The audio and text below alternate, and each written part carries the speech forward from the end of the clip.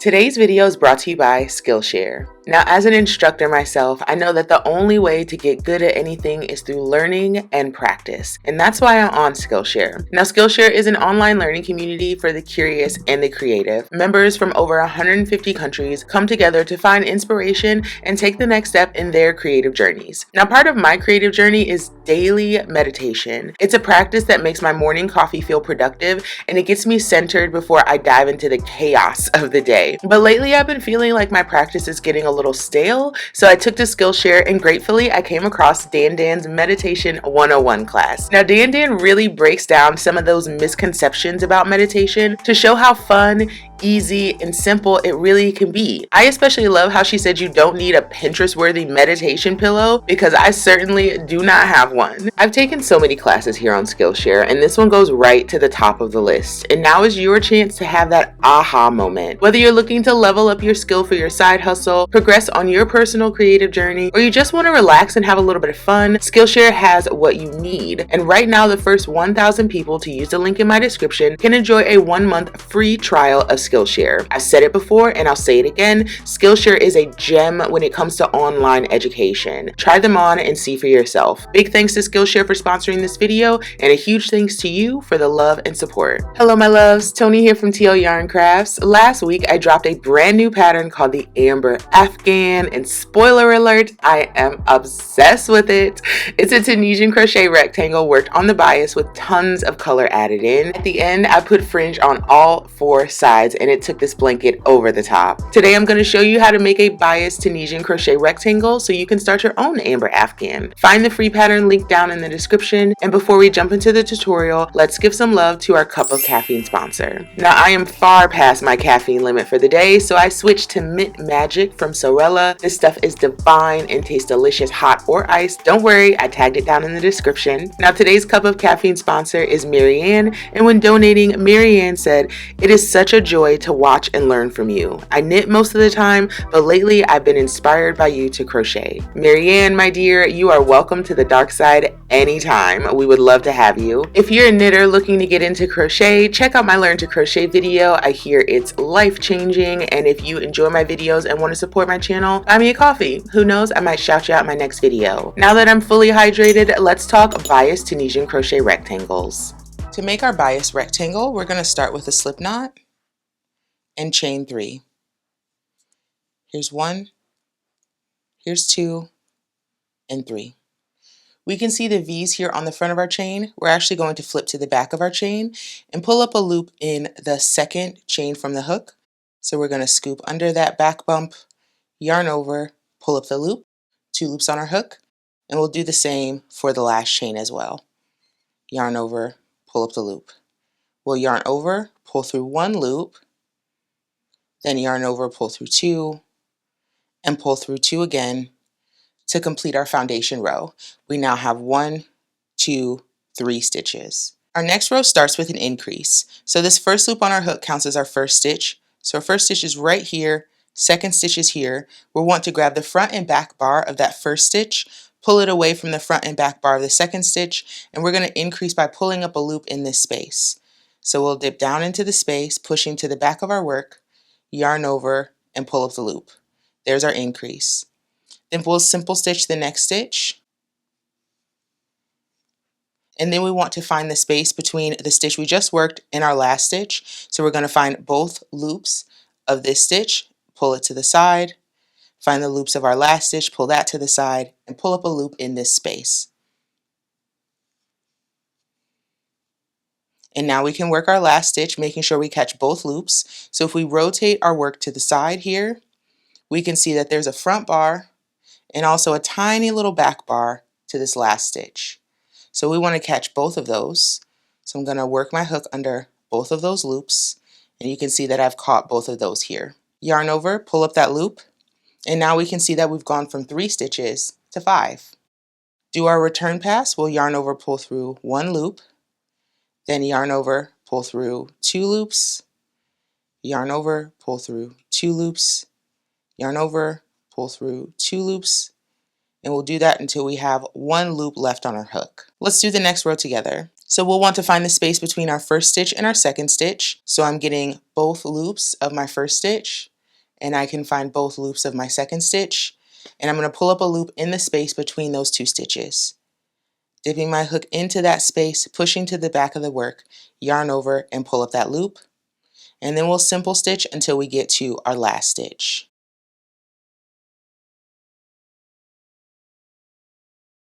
We're now at our last stitch, so we're going to find the space between the stitch that we just worked and our last stitch. It's right here. We're going to dip our hook down into that space, yarn over, pull up that loop nice and high, rotate the work towards me to find the two loops of my very last stitch. Those loops are right here. There's the back loop and the front loop. I'm going to grab both of those, yarn over, pull up the loop. Now we've gone from 5 to 1, 2, 3, 4, 5, 6, 7. Yarn over, pull through 1 to start the return pass, then yarn over, pull through 2, yarn over, pull through 2, and 2 again until we've got 1 loop left on the hook. Increase in the space after the first stitch, simple stitch across to the last stitch,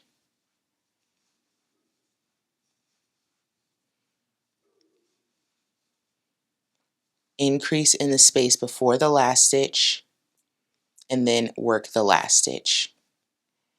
Each row will increase by 2 stitches because we add an increase here at the beginning as well as one there at the end. So we now have 1, 2, 3, 4, 5, 6, 7, 8, and 9.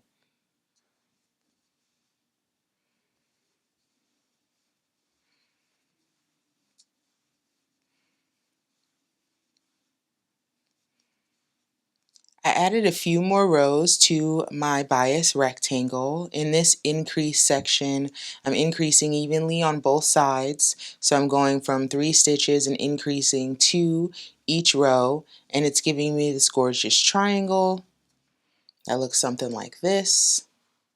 So here's where we started, and here's where we are, increasing beautifully on both sides. Once you get to the width that you want, we can move on to the second section of our rectangle. And to determine if you're at the proper width, you'll just want to measure along one of the short sides of your triangle here. For this next section of our rectangle, we're actually going to increase on this side, but we'll decrease on this side, which will allow our rectangle to start to form. Here's how we'll do that. So we've got this first loop on our hook. We're going to do an increase here, just like we've done before, pulling up a loop in the space after the first stitch. And then we'll simple stitch across until we have 2 stitches left.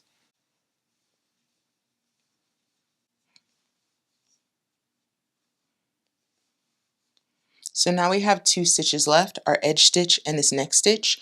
For our decrease here, we're simply going to skip this stitch. So we're going to go straight from where we are to working our last Tunisian stitch. We'll want to find both loops of that stitch here at the top, insert, yarn over, and pull up that loop.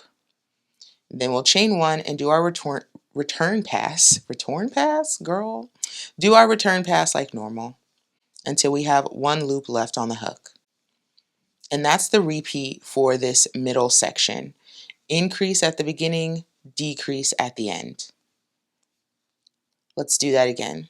Pull up a loop in the space after the first stitch, simple stitch across until you have 2 stitches left.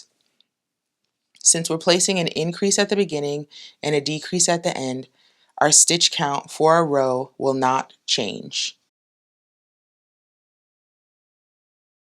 We've got our 2 stitches left. Here's one, and the next we're going to skip this one and work our last stitch, catching both loops of that final stitch. Chain 1, yarn over, pull through 2, 2, and 2 until you've got 1 loop left on the hook.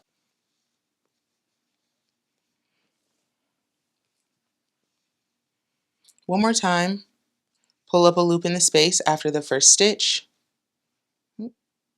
Make sure we're in the space. Here we go. And simple stitch across to the last 2 stitches. Last 2 stitches are here. Skip this stitch and work this stitch. So we're skipping this vertical bar here, and we're going to work our final stitch, which is right here. Catching both loops of that stitch we'll yarn over, pull up the loop, chain 1, then yarn over, pull through 2, 2, and 2 until we've got 1 loop left on the hook. So let's take a look at our work. So this is what we started with, and by decreasing on this side, you can see we've now turned a corner. It's not a super duper sharp corner, but it's a corner nonetheless. And we're now starting to work up the side here, and by continuing to increase, we're just making our project taller on this side. So I'm going to add a few more rows onto my piece, and then we can decrease and square off our rectangle. More progress on our rectangle, and we can see that by continuing to increase on this side and decrease on this side, we have the side of our rectangle. It's looking really, really good. Now all we need to do is finish up by squaring off our rectangle and it'll be all done. So to do that, we're now going to decrease on both sides of our work. So we've got our first loop on our hook. This counts as our first stitch. So our second stitch is here. We're simply going to skip that stitch, simple stitch in the following stitch, across until we have 2 stitches left.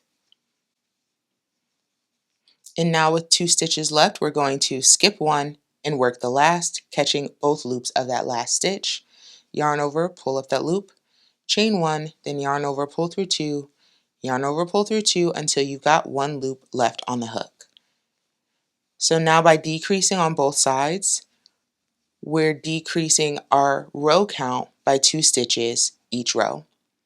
First loop on the hook counts as the first stitch, skipping the first vertical bar, and we're going to skip this next bar as well, simple stitch in the following stitch, and each stitch across to the last 2. Last 2 stitches, skip this stitch and work the final stitch. Chain 1, yarn over, pull through 2 until there's 1 loop left on the hook. So we're going to continue decreasing on each side until we get to the point where our working row, this row here, has just 7 stitches. So keep stitching along and join me back here when your working row has 7 stitches. So if I give my working row a count here, I have 1, 2, 3, 4, 5, 6, 7 stitches. We're going to skip 1, simple stitch the next 3. There's 1, 2, and 3. Skip the next, work the last, and this is going to take us from 7 to 5. Next, we're going to skip 1, simple 1, skip 1, work the last, and this gets us from 5 to 3. And to finish up, we're going to slip the next stitch and slip the last stitch. And that is our final bind off for this project. Let me snip this end and we can take a look at what we have.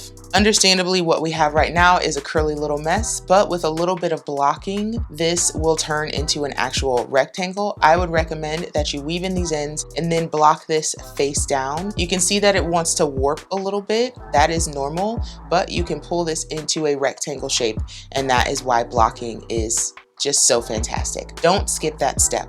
All right. Thanks for joining me to learn this technique. Now, if this video made you smile, give it a like, and if you learned something, hit that subscribe button. We are still on our quest for 500,000 subscribers by the new year. We're just over 25,000 away, and I am still feeling hopeful. Help us reach our goal for a chance to win some sweet swag and some crochet patterns. Thanks so much for watching. Love y'all, and I'll see you next time. Bye.